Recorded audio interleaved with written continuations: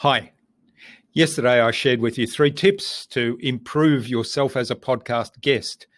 And today, I'd like to share some more tips, another 3 tips to be a better podcast guest, to appear on that podcast that you're about to be a guest on as the best version of yourself that you can, to deliver the most value that you can for both the podcast host and the podcast listeners. Now, again, like I said yesterday, the awesome guests that I've had on the InnovaBuzz podcast, they live and breathe this whole service mentality, and they take all of these tips to heart even before I've shared them here. In fact, most of these tips come from looking at how they behave and how they model. So thank you to all my wonderful podcast guests on the InnovaBuzz podcast. You don't need to listen to this anymore, but of course, you're welcome to join us. So let's get into tip number 1. Tip number 1, if you're about to go on a podcast as a guest, then find out a little bit more about the podcast host, about their business, and listen to the podcast. I did mention that yesterday, but it really fits in again here.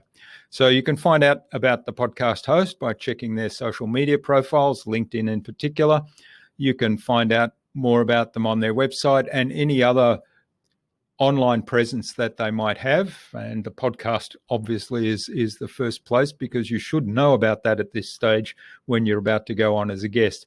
And then listen to the podcast. The second tip is take care of your own audio quality. Now, if you haven't been on podcasts before, it probably isn't a good idea just to use your laptop camera, your laptop built-in microphone, or whatever computer built-in microphone you have, and the speakers. Now, I do have the speakers running right now, but I don't have anything coming out of them, so it's not going to be an issue with feedback. When you're having a conversation with another person at the other end of a call, then it's best to have a headset on.